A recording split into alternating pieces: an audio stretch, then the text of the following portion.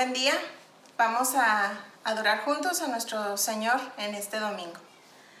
Dice en el Salmo 135, Oh Jehová, eterno es tu nombre, tu memoria, oh Jehová, de generación en generación. Oremos.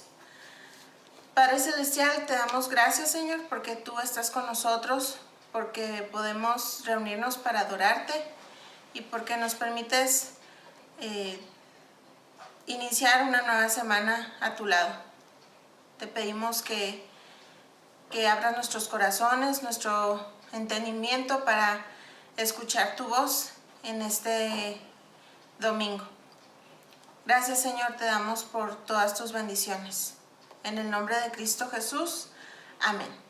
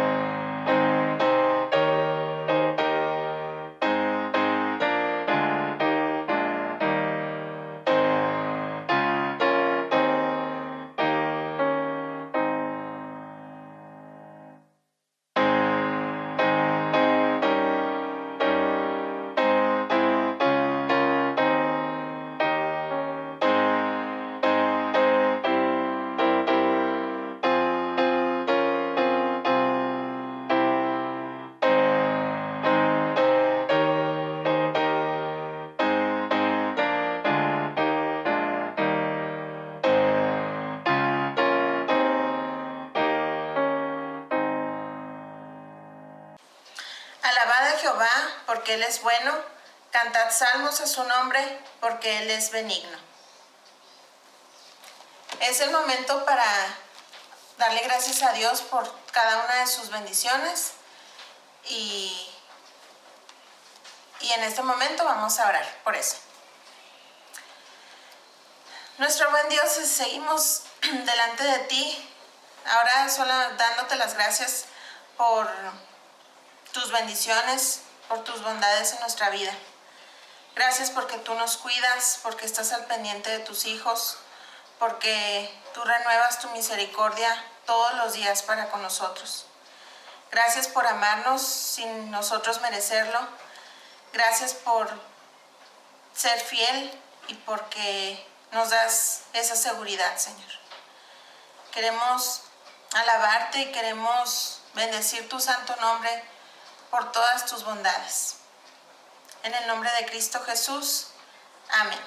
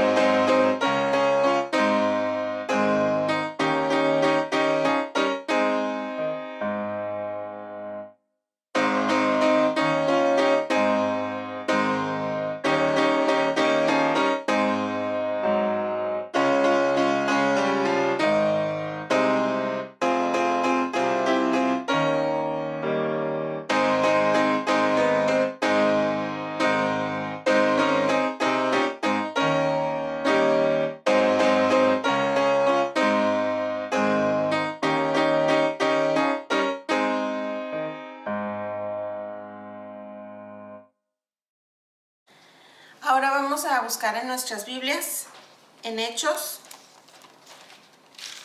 capítulo 2, y vamos a leer de los versículos 39 al 47. Porque para vosotros es la promesa, y para vuestros hijos, y para todos los que están lejos, para cuantos el Señor nuestro Dios llamare. Y con otras muchas palabras testificaba y les exhortaba, diciendo: Sed salvos de esta perversa generación.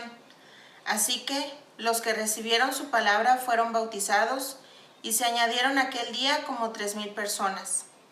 Y perseveraban en la doctrina de los apóstoles, en la comunión unos con otros, en el partimiento del pan y en las oraciones. Y sobrevino temor a toda persona, y muchas maravillas y señales eran hechas por los apóstoles. Y todos los que habían creído estaban juntos, y tenían en común todas las cosas, y vendían sus propiedades y sus bienes, y lo repartían a todos según la necesidad de cada uno. Y perseverando unánimes cada día en el templo, y partiendo el pan en las casas, comían juntos con alegría y sencillez de corazón, alabando a Dios y teniendo favor con todo el pueblo. Y el Señor añadía cada día a la iglesia los que habían de ser salvos.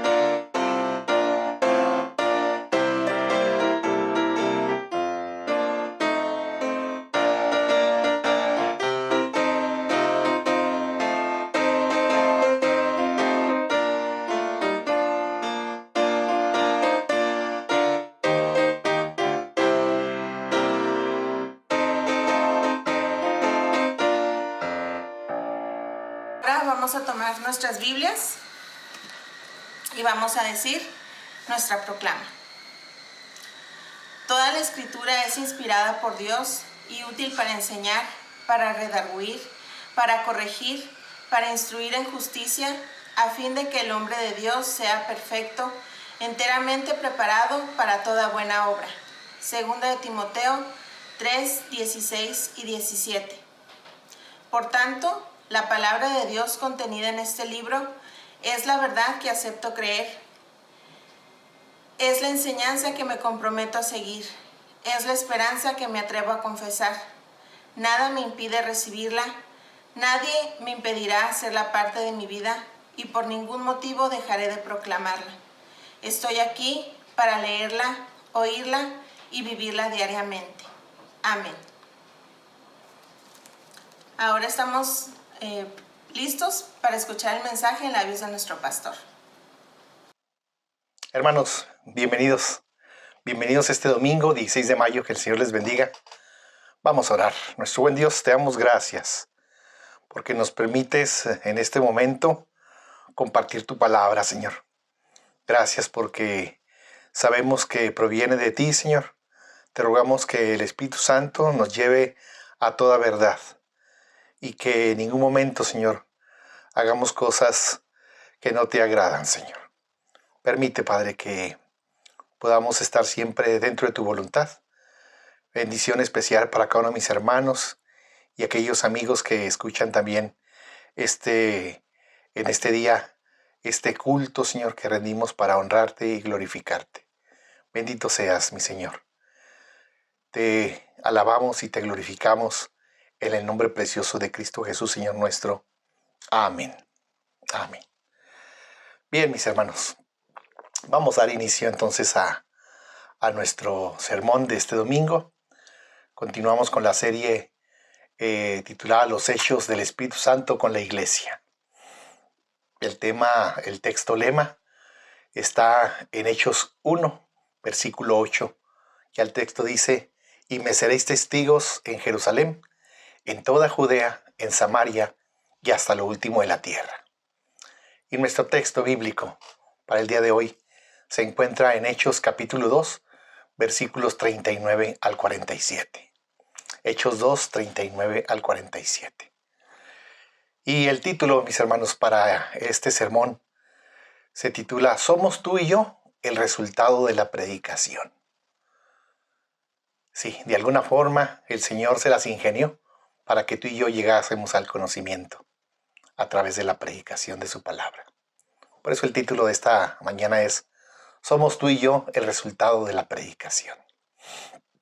Déjenme introducirme, mis hermanos, en esta forma. ¿Cómo llegaste a conocer y creer en Jesús?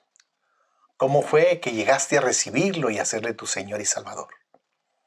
Estoy seguro que ese día lo guardas en tu corazón cuando por fe decidiste creer en Él y ser uno más de sus discípulos y ser por el resto de tus días un testigo de Jesucristo.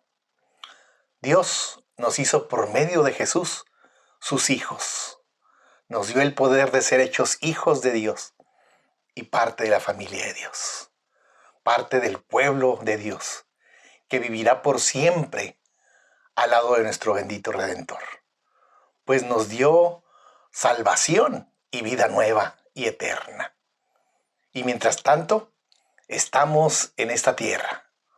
Nos dio también la oportunidad de pertenecer a la iglesia, su pueblo, donde continuamos esparciendo las buenas de salvación para que muchos otros, como nuestros familiares, amigos, conocidos, compañeros de trabajo, escuela, gente que quizás ni conozcamos, es necesario que sepan de Jesús y la salvación que Él ofrece, que hoy solo en Jesús, nuestro Señor y Salvador, hoy la encuentran en Él.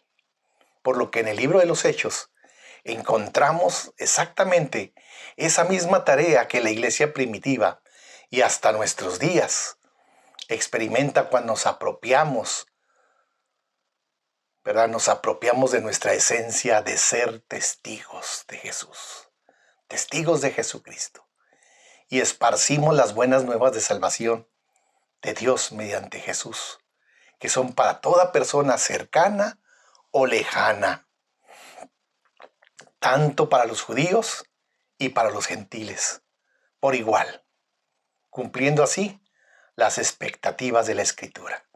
El Espíritu Santo dirige a la iglesia en esparcir las buenas nuevas.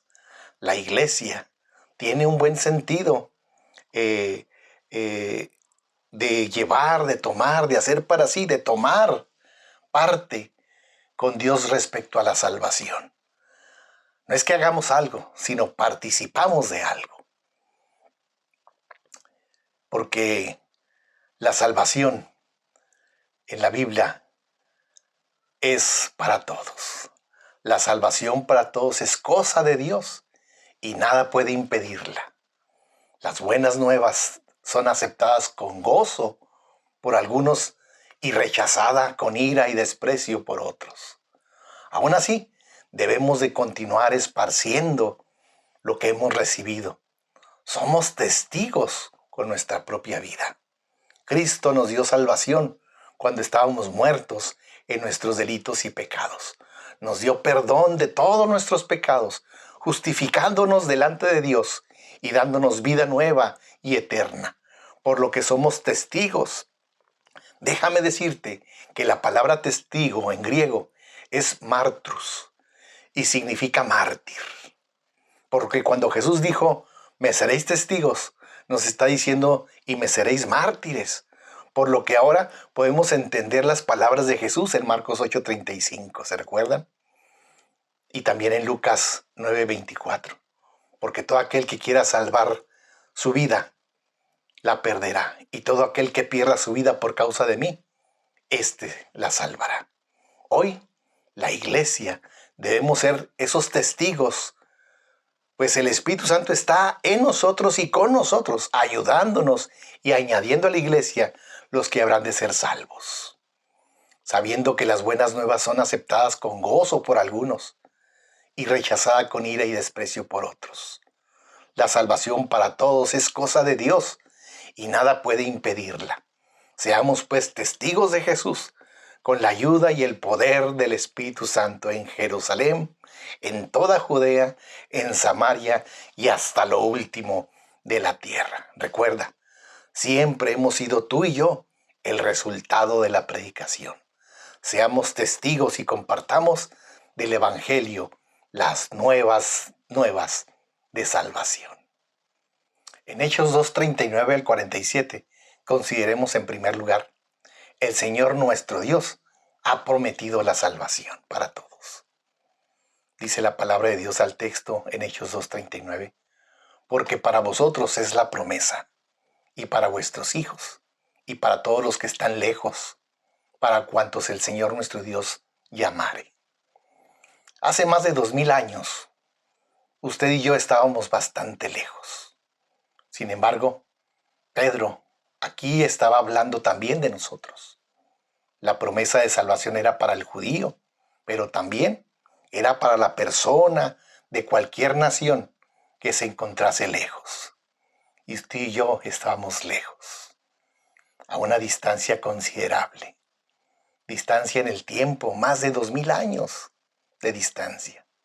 Y geográficamente de Jerusalén estábamos a 11.879 kilómetros de distancia entre Ciudad Juárez y Jerusalén. Pero lo más importante es que había una barrera imposible de evadir: nuestros delitos y pecados. Estos hacían separación entre Dios y nosotros.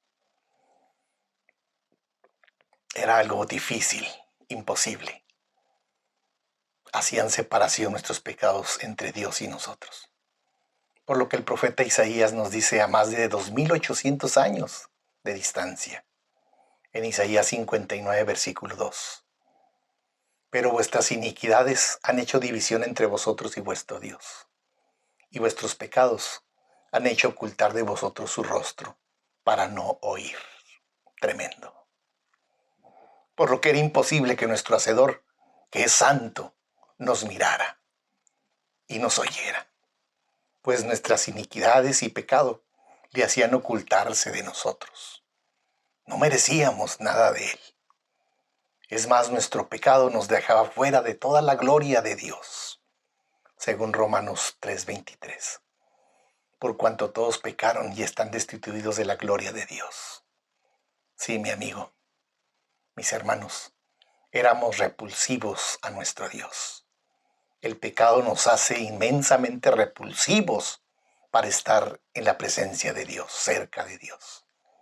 Mas la misericordia y gracia nos es dada, pues merecíamos la muerte, la separación eterna de Dios, merecíamos el sufrimiento eterno más terrible que jamás imagináramos. Pues la Biblia dice, porque la paga del pecado es muerte, mas la dádiva de Dios es vida eterna en Cristo Jesús, Señor nuestro. Romanos 6:23. Sí, mi amigo y mis hermanos, éramos reos de muerte, repulsivos a nuestro Dios. El pecado nos condenaba y hacía inmensamente repulsivos. Sin embargo, nos dice Hechos 2:39, porque para vosotros es la promesa, y para vuestros hijos, y para todos los que están lejos, para cuantos el Señor nuestro Dios llamare. Gracias a nuestro Dios, la promesa de salvación es también para nosotros, y para los nuestros, para todos los que están lejos del Señor, apartados ya sea por ignorancia o por voluntad propia. El Señor está disponible para cuantos el Señor llamare, es decir, para cuantos escuchen y crean en el Evangelio de Dios. Dios está dispuesto a perdonar y salvar a todo aquel que crea en Jesucristo. Juan 3:17 nos dice, porque no envió Dios a su Hijo al mundo para condenar al mundo, sino para que el mundo sea salvo por él. Como podrás ver, el deseo del corazón de Dios es que seas salvo. Es que seas salvo. El Señor nuestro Dios ha prometido la salvación y ha provisto a Cristo, que es el Cordero de Dios que quita el pecado del mundo. Dios lo prometió. Dios lo cumplió. Hay salvación en Cristo. Solo faltas tú. Ven a Cristo y recíbelo como tu Señor y Salvador. Él perdonará tu pecado y te llevará a la presencia de Dios para disfrutar de la vida nueva y eterna, por siempre. El versículo clave del libro describe la estructura del cómo lo hace Dios posible. El texto básico nuestro. Cómo Dios ha provisto todo lo necesario para que así, como lo vemos en la Biblia, tanto tú como yo tuviéramos acceso al mensaje principal, la salvación en Cristo, por medio de algún miembro de la iglesia, alguna persona que el Señor usó para que tú y yo escuchásemos el mensaje. Este texto que hemos escogido en este estudio, en esta serie de mensajes, está en Hechos 1:8, que dice, y me seréis testigos en Jerusalén, en toda Judea, en Samaria y hasta lo último en la tierra. ¿Quién fue el que te compartió de Jesús? Un testigo, sin duda alguna, un testigo de Cristo. Él fue testigo, fue a su Jerusalén, o quizás te encontró en su Judea o en Samaria, que eras enemigo de Dios, o hasta lo último de la tierra. No sé dónde. A mí el Señor me rescató en la ciudad de Chihuahua. Hace muchos años, 17 años tenía, cuando el Señor me rescató. Los que oyeron estas palabras y las creyeron, alcanzaron al mundo conocido de aquella época. Todo el imperio romano fue trastornado por el Evangelio. Y la promesa de Dios es que si tú y yo hemos oído su palabra y hemos creído, somos esos testigos de los que trastornan el mundo, inundando, llevando el Evangelio por doquier, hasta lo último de la tierra, por medio del Evangelio o de compartir y de testificar de Cristo con propios y extraños. Sirvamos al Señor por medio de la iglesia.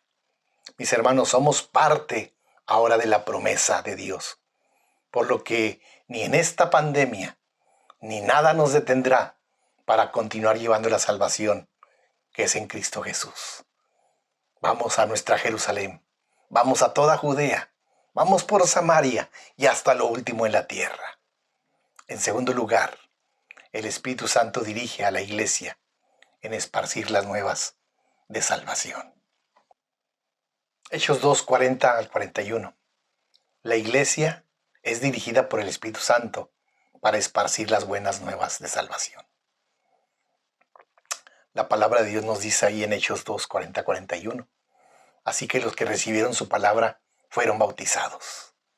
Y se añadieron aquel día como 3,000 personas. Y perseveraban en la doctrina de los apóstoles y en la comunión unos con otros, en el partimiento del pan y en las oraciones. Como podemos ver, hermanos, los discípulos del Señor, la iglesia recién constituida, fue movida por el Espíritu Santo a predicar a los moradores judíos reunidos en Jerusalén, en aquel domingo de Pentecostés.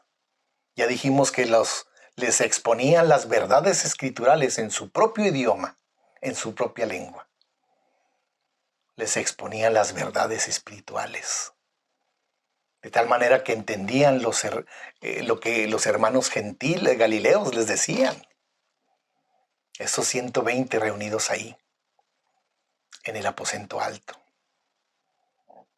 Por lo que el poder del Espíritu se manifestó en aquel día y el mensaje puesto en los labios de los discípulos y en la exposición de la Escritura por Pedro rindió fruto que cuantificado fueron como 3,000 creyentes en un solo día.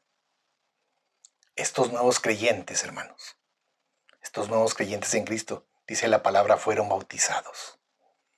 Por lo que si tú, mi hermano, ya eres creyente en Cristo, debes de ser bautizado. Es decir, debes añadirte a la iglesia para tener comunión y juntos proclamar el reino hasta que Jesús venga otra vez. Dios nos mueve a predicar el evangelio. Con solo tu experiencia de conversión, puedes compartir a propios y a extraños de Jesús. Pero sé un testigo de Jesús y colaboremos juntos en el extendimiento con la ayuda del Espíritu Santo, para que otros conozcan de la salvación en Cristo y no sean condenados, sino los arrebatemos del lazo del enemigo de las almas, que los tiene cautivos, esclavizados, ciegos y sordos a la palabra de Dios, la palabra de verdad. Es por eso que debemos de proclamar y con el poder de lo alto llevar adelante la tarea encomendada a la iglesia de predicar el evangelio. Y el que crea, que sea bautizado. Dice la palabra en el versículo 42 de Hechos 2, y perseveraban en la doctrina de los apóstoles, en la comunión unos con otros, en el partimiento del pan y en las oraciones. La iglesia comenzó a desarrollar su misión con la ayuda del Espíritu Santo. Aquí tenemos 4 marcas visibles de la iglesia. En primer lugar, los nuevos creyentes junto con los apóstoles perseveraban en la doctrina de Jesús. Lo que ellos vieron y escucharon de Jesús, eso continuaban enseñando a los nuevos creyentes. La doctrina de Jesús, la doctrina de los apóstoles. La palabra perseverar significa tener constancia, insistencia. Nuestro amado Señor Jesús expresó la importancia de perseverar en los caminos del Señor como un requisito indispensable para mostrar que somos salvos. Es decir, debemos de vivir como viven los salvos en Cristo, no como cuando éramos condenados. Vivamos en vida nueva en santidad, porque hay un cambio en la persona, hemos nacido de nuevo. Debemos de vivir en plena libertad, agradando en todo a nuestro Cristo, no como esclavos del diablo, sino en la luz, reflejar la luz de Cristo en nuestra manera de vivir. Cuando Jesús dijo que el que perseverare hasta el fin, ese será salvo, dio a entender que no seremos salvos por lo que un día hicimos, sino lo porque terminaremos haciendo hasta que muramos, o por lo que nos encuentre haciendo al momento de venir por su iglesia. Perseveremos, continuemos, insistamos en las enseñanzas de Jesús y lo que Jesús les enseñó a los apóstoles y les mandó que continuaran enseñando. Continuemos leyendo, dice aquí en Hechos 2:42, que estas personas perseveraban en la doctrina de los apóstoles.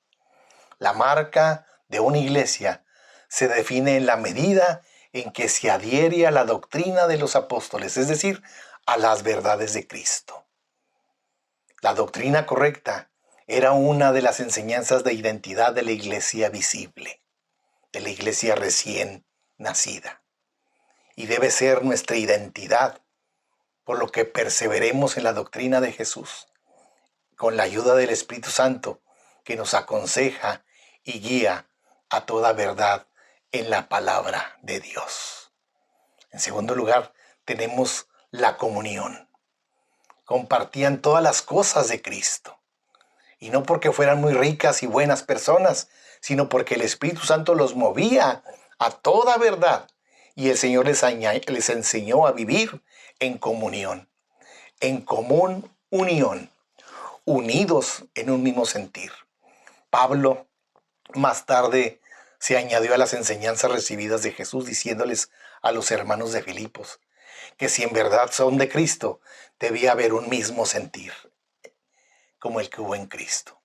Filipenses capítulo 2, versículo 1 al 5, que el texto dice: por lo tanto, si hay alguna consolación en Cristo, si algún consuelo de amor, si alguna comunión del Espíritu, si algún afecto entrañable, si alguna misericordia, completad mi gozo sintiendo lo mismo, teniendo el mismo amor, unánime sintiendo una misma cosa. Nada hagáis por contienda o por vanagloria, antes bien con humildad, estimando cada uno a los demás como superiores a él mismo, no mirando cada uno por lo suyo propio, sino cada cual también por lo de los otros. Haya pues en vosotros este sentir que hubo también en Cristo. Qué enseñanza tan sublime la doctrina de la comunión entre hermanos. Bien dijo Jesús que la marca que nos identificaría a sus discípulos sería el amor que sintiéramos entre los hermanos. Ese amor que expresamos a nuestro hermano en la fe, manifestado en la comunión, en el compañerismo. Es por eso que sintamos esa sed y tenemos esa sed, esa necesidad de reunirnos nuevamente presencialmente.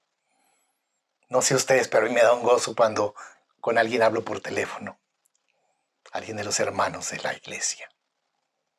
Es un gozo que siente mi corazón, una alegría.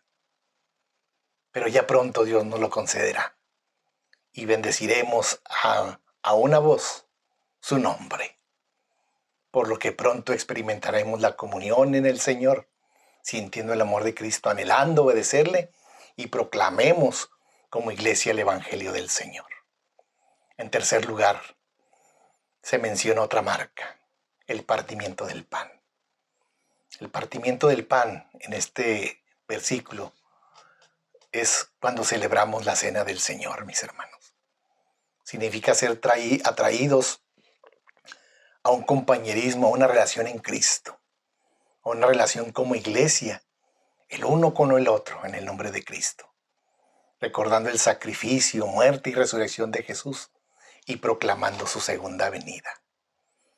Sabemos que es un acto sublime donde como iglesia del Señor recordamos, hacemos memoria que su cuerpo fue martirizado, brotando la sangre preciosa que nos limpia de todo pecado, dando su vida por nosotros, y la gran promesa de beber el fruto de la vid nuevamente con nosotros en el reino del Padre. Por lo que la ordenanza de la cena conmemorativa, la Santa Cena, debe ser un acto de adoración personal y como iglesia. Qué privilegio tenemos, hermanos, tan enorme. Mi querido hermano, mi amado hermano en el Señor, después de esta pandemia, proponte en tu corazón, propongámonos delante de Dios, no perdernos este privilegio y participar con gozo y alegría juntos en la iglesia, hasta que un día lo hagamos en presencia de nuestro bendito Salvador y Señor.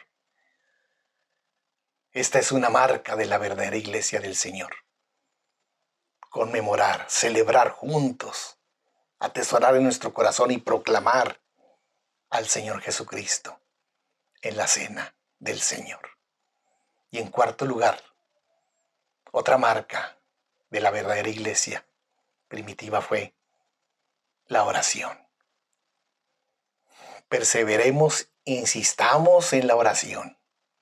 También es una marca que nos identifica como la iglesia de Cristo. Tristemente en muchas congregaciones vemos una marca que casi pasa por alto, que ha sido desdibujada con el tiempo, con el resultado de que la oración es el punto débil de la iglesia.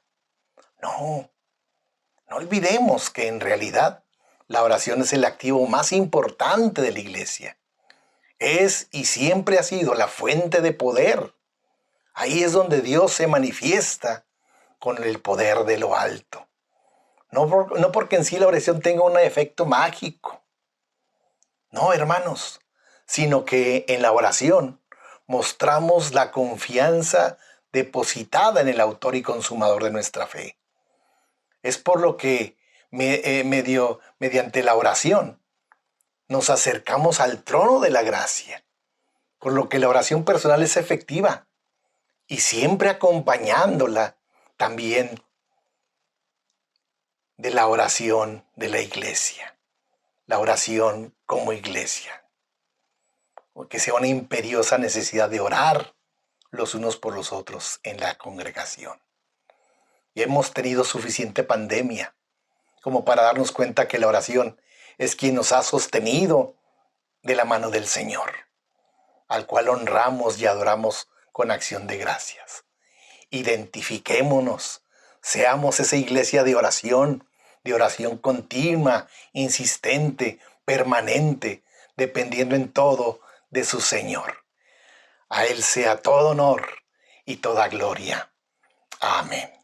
Pasemos al último punto, hermanos.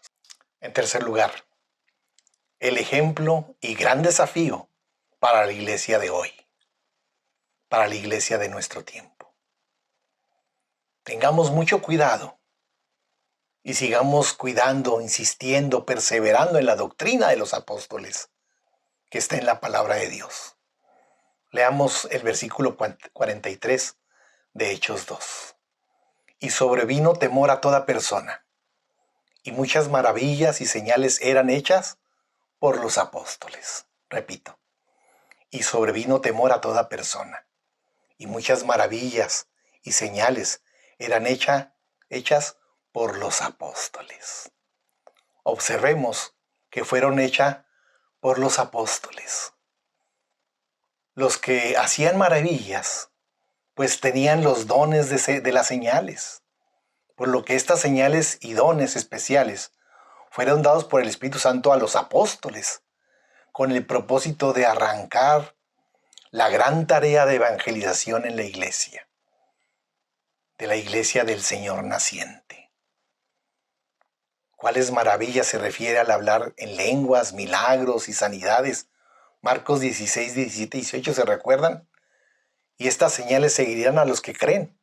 En mi nombre echarán fuera demonios, hablarán nuevas lenguas, tomarán en las manos serpientes, y si bebieren cosa mortífera, no les hará daño. Sobre los enfermos pondrán sus manos y sanarán. Esto fue en el nacimiento de la iglesia, el privilegio de los apóstoles. Como podemos ver, hoy en nuestro tiempo quedaron evidenciadas muchas falsas iglesias con doctrinas falsas que no perseveraron en la doctrina de los apóstoles y se les terminó el discurso de sanidad, declaraciones de fe y conjuros frustrados. Creo que la pandemia ha dejado al descubierto a estos herejes. Han sido puestos en evidencia de su falsedad. Por lo que la Iglesia del Señor creemos en la doctrina de los dones del Señor Jesucristo, llamados dones espirituales. Esos dones vigentes distribuidos por el Espíritu Santo según su propósito a cada uno de los creyentes miembros de la Iglesia de Cristo. Y estos son dados para la función del cuerpo particular de Cristo. La enseñanza la encontramos en Efesios 4, 7 al 8, 1 Corintios 12, 4 al 11, Romanos 12, 4 al 6, y en 1 de Pedro 4, 10 nos dice aquí el apóstol Pedro, que nos dice, cada uno según el don que ha recibido, ministrelo a los otros, como buenos administradores de la gracia de Dios. Como ya les he dicho, nosotros creemos en Dios Todopoderoso, que es el mismo ayer, hoy y por los siglos. Creo firmemente que nuestro Dios sigue haciendo milagros, maravillas y portentos. Y en su soberanía, si le place a Él, puede sanar y muchas cosas más puede hacer nuestro Dios, según le plazca, según su soberana y santa voluntad, para cumplir su propósito, pues por eso es Dios Todopoderoso. Por lo que, si quiere, Dios lo puede hacer. Pero los dones de señal dados a los apóstoles ya cesaron, y al igual que los apóstoles, ya no hay apóstoles. El último fue el apóstol Pablo.